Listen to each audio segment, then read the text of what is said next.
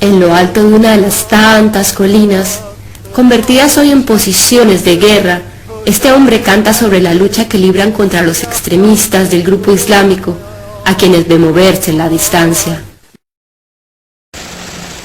Hace 2 años, acá en Colombia, mucha gente se despertó a la realidad y descubrió que había periodistas o reporteros de guerra. Me refiero al secuestro de Romulo Langlois, si lo recuerdas. Y en ese momento el Espectador hizo un perfil de los periodistas o corresponsales de guerra, resaltando que Kapuscinski, el legendario periodista polaco, decía que se necesitaba valentía, además de 5 sentidos, al saber del deber de acercarse a la verdad de un conflicto.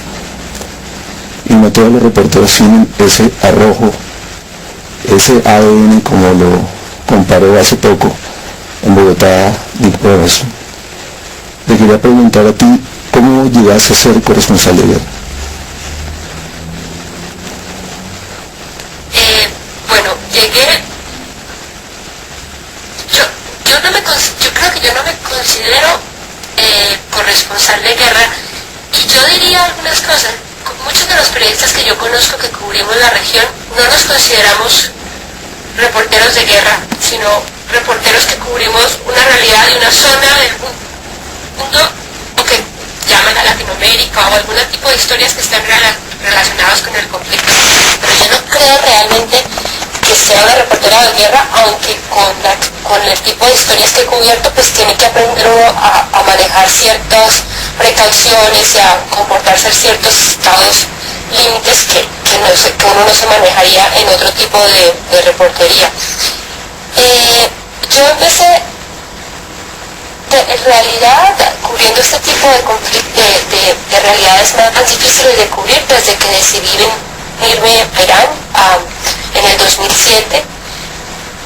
Yo siempre he sido muy interesada en la política internacional. De hecho, cuando empecé en El Tiempo, apenas me gradué, estuve en Internacional, y luego hice una maestría sobre relaciones internacionales, y luego cuando volví a la semana trabajé en la sección internacional.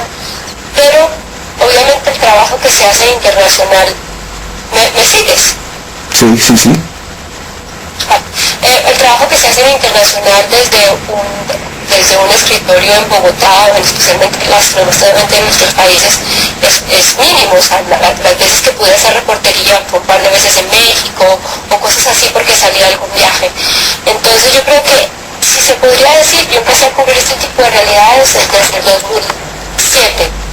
Digamos que, aunque Irán no es un país en conflicto, es un país con las condiciones sociales y sociopolíticas que tiene, y es un país donde obviamente hacer periodismo no es lo mismo que hacer periodismo en otras partes del mundo. Entonces es ya enfrentarte a la realidad de Oriente Medio lo que siempre te pone a mirar la realidad de otras perspectivas, y a saber cómo encontrar una noticia de manera diferente, porque siempre tiene sus riesgos, no solamente por lo que puede hacer para uno, sino el riesgo que uno puede poner a las personas que están entrevistando y que le están contando la historia.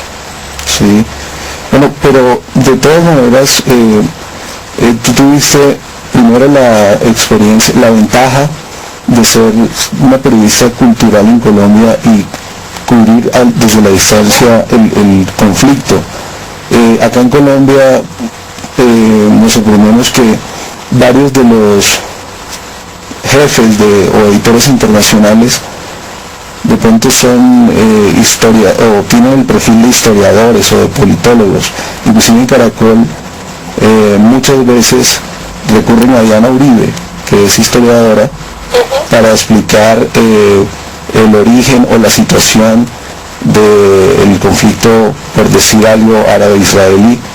Tú primero aprendiste Parsi y fue, digamos, el boleto para poder entrar a una zona de ese Oriente Medio que es muy grande y que muchos aún no entendemos.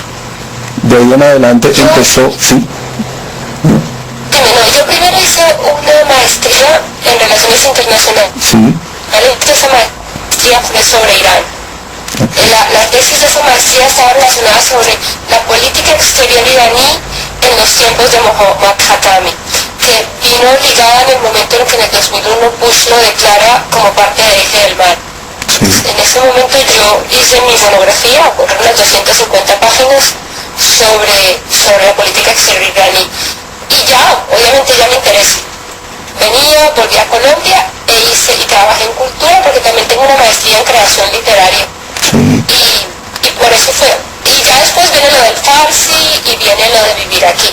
Para ese trabajo tuviste un acercamiento con el Islam, ¿sí? Con la literatura musulmana, religiosa, de los países, no solo los que conocemos del Asia, sino del Magreb.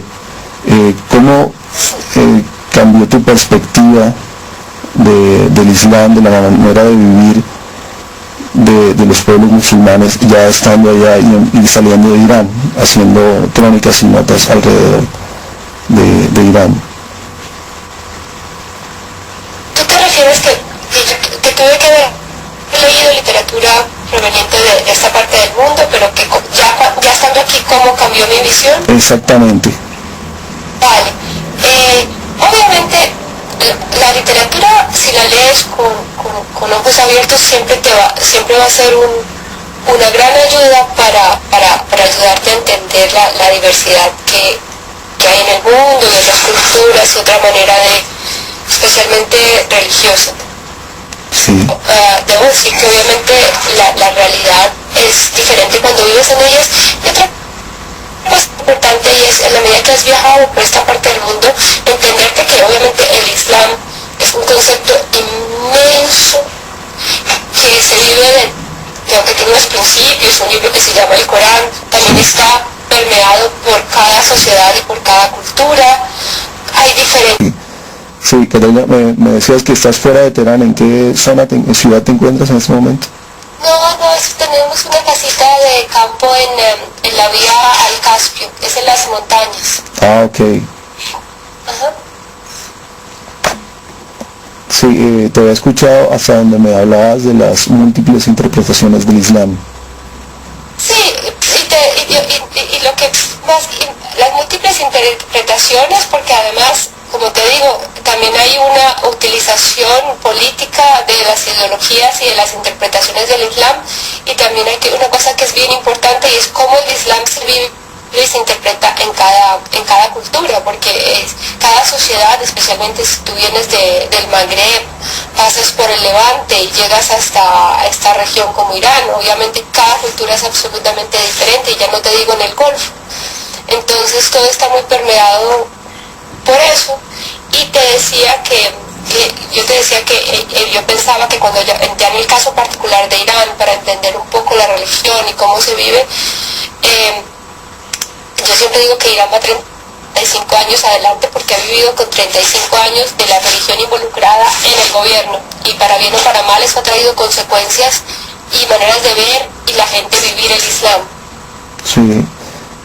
¿Cuántos gobiernos has vivido en Irán? Yo llegué yo visité Irán la primera vez como 2 meses después de que se hubiera ido Khatami. Sí.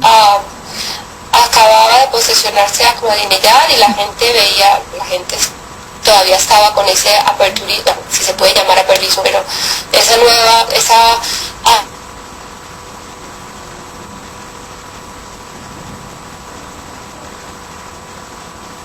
algo que para los ojos de un extranjero era mucho más difícil de ver, porque obviamente era imposible que una persona con la ideología de Ahmadinejad no fuera a cambiar cosas dentro del país, tal como pasó horroroso. Luego pues cubrimos las elecciones del 2009, que fueron bastante,